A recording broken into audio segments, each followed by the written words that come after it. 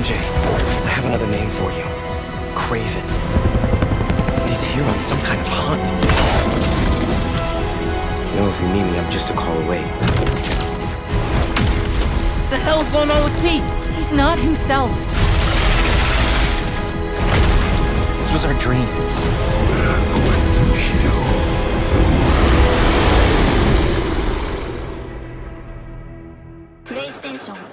We've got a lot to talk about. So first, Brian, my first question for you is, where do we find Peter, MJ, Harry, and Miles at the beginning of Marvel Spider-Man 2 now that we're in the third installment of the franchise? Well, you could find us all in the back being late to the panel because we were watching the story trailer as you guys were all watching it backstage. True, That's first true. off. So, yeah, I think what's really great about this game is that we're going to pick up roughly 9 to 10 months after the events of Miles Morales, which, if you haven't played it, it's an amazing video game by a talented team.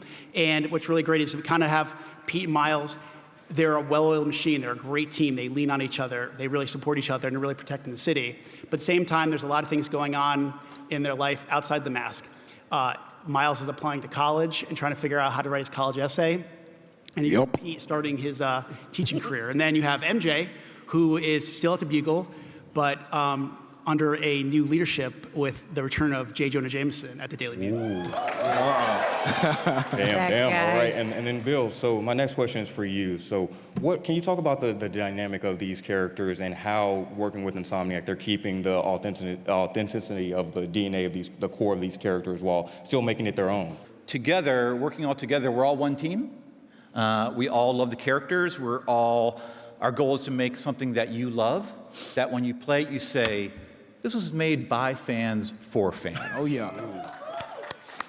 And John, my next question is for you. With the new villains that we've seen in this game, confirmed villains with Kraven, Venom, and Lizard, can you talk narratively why you felt those choices for those villains were important? For us, it really started with Kraven. He's our catalyst for the story, right? Like before the game starts, he's halfway around the world being Kraven, hunting, trying to find the ultimate prey. And he watched from afar as the events of the first two games occurred. And he decided, you know what?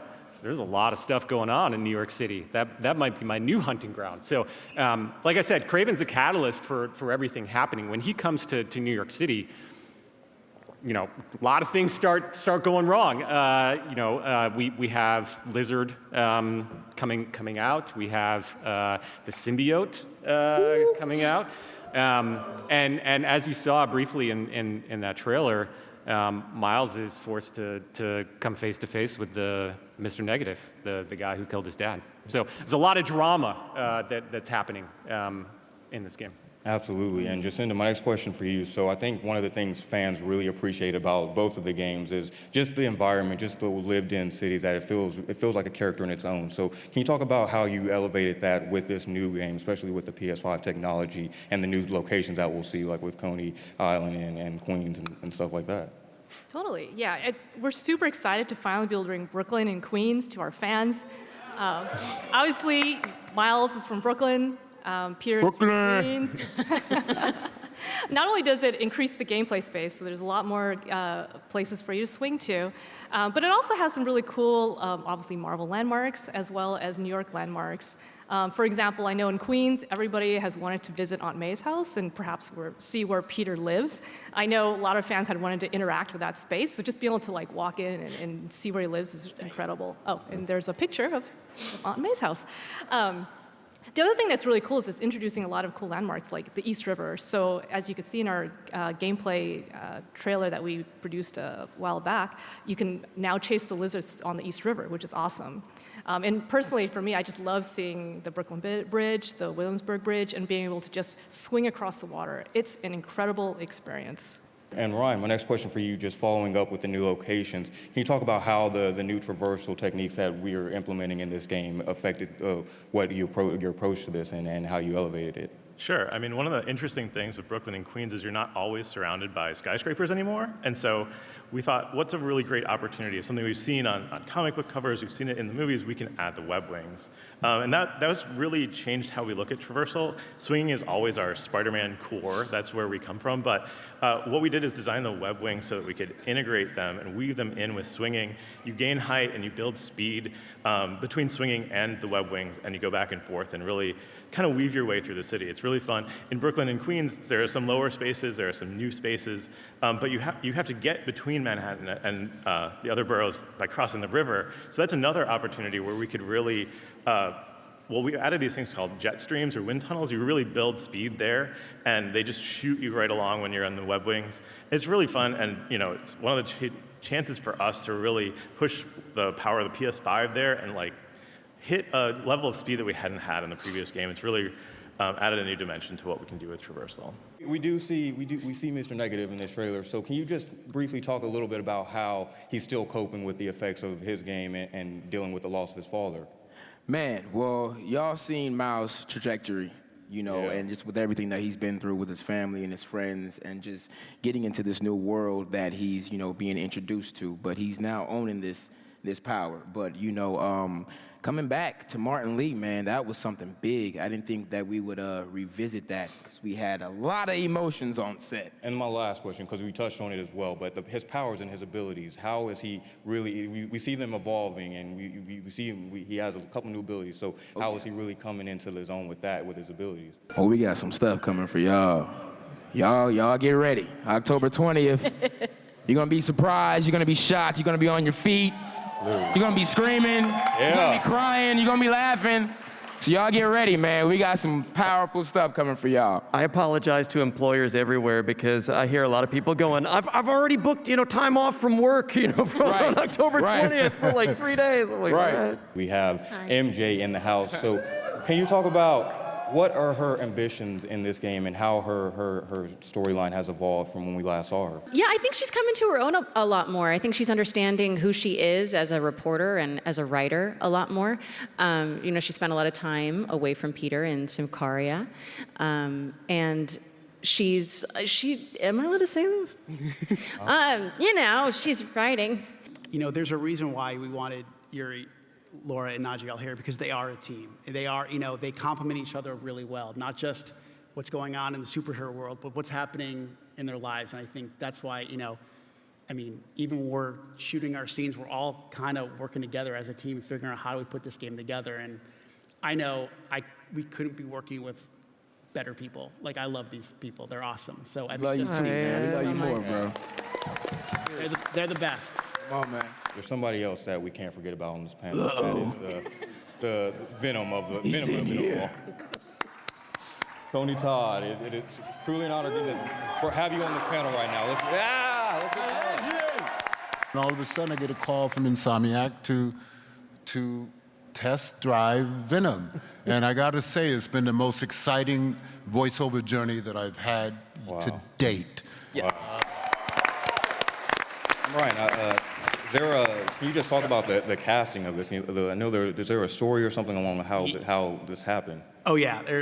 So I remember we cast a lot of the characters pretty quickly. Like, obviously we had Miles, Peter, MJ, and then early we actually, like, right before COVID, I think we cast Kraven, and I knew I was putting off Venom. I was just putting it off. I was like, I know there's already there's gonna be so many opinions, what people, and I know I was scared to death. And I remember Patrick, our dialogue lead, was asking me, like, what are you looking for? And I said, I don't know. And then I remember I just happened to be on the internet one day, and I was listening to one of I think it was the Candyman, the new Candyman trailer, and I heard Tony, and I was like, if we could get like a Tony Todd, that would be the one. And then a couple weeks go by, I don't think anything about it. And Patrick messages me and goes, you're not gonna believe this. Tony Todd's interested. And I remember he sent a real quick tape in, and it was like, sorry, Tony, it was really bad, like, audio quality, but it took like 3 lines, and I was like, that's it. Just please hire him. Please, whatever he wants, give it to him.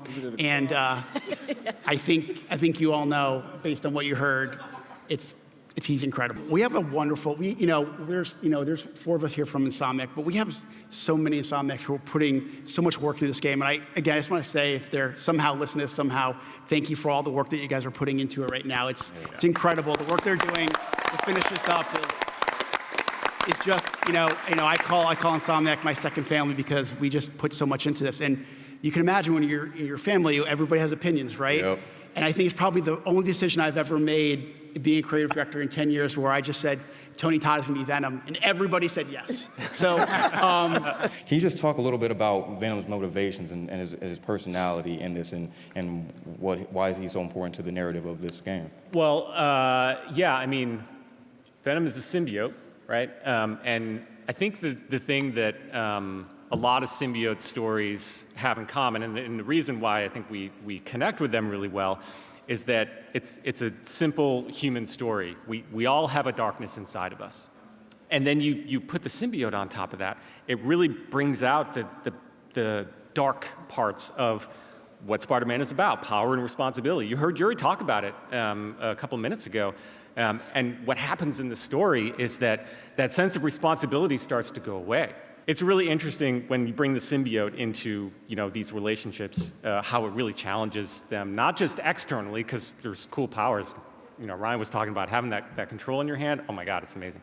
But the people you love around you. Tony, I'm coming back to you. Can you talk about your approach to bringing the voice of it to life and how you approached it? For me, Venom was fun to do, and I wanted to make sure that there was a joyous quality in his destruction. I'm glad it was fun for you because it scared the hell out of us. Always fun to me. Yeah, it'd be funny when we were in the recording booth because we would record separately when we were doing gameplay dialogue, and every once in a while, Tony, you would come and play in our headphones before a line, and it was like, oh God. You wouldn't expect it, and it was terrifying. And Brian, I'll come back to you real quick. What was that like when you heard Tony voice his lines for the first time officially, and what was your initial reaction?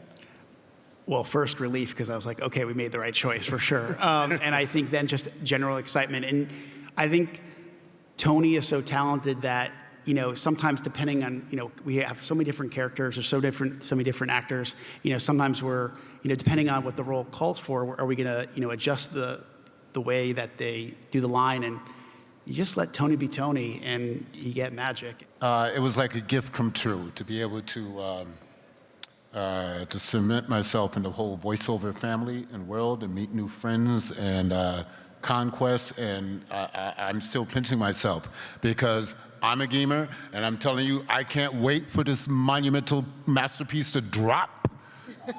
That's right. Sizzle. I'd be remiss if I didn't ask you, can you do the iconic "We Are Venom" line for everybody in the crowd? Lord. Bring us all out. Which do you want? No, okay. We are Venom.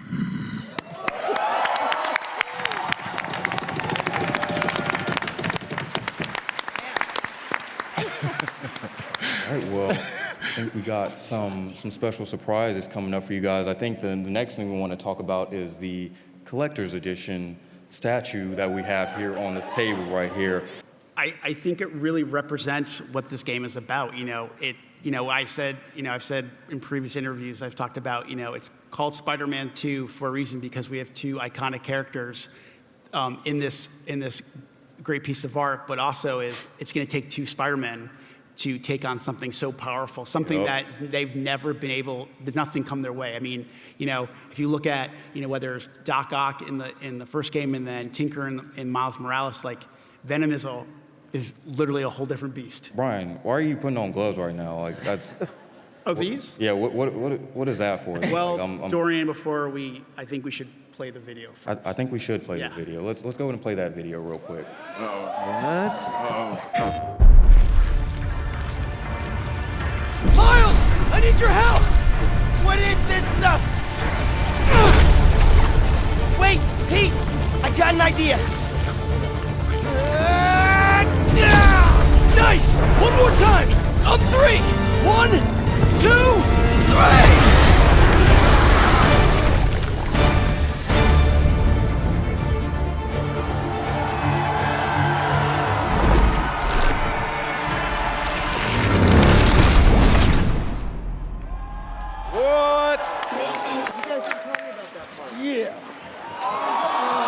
The beautiful Spider-Man 2 PlayStation 5. Oh my God.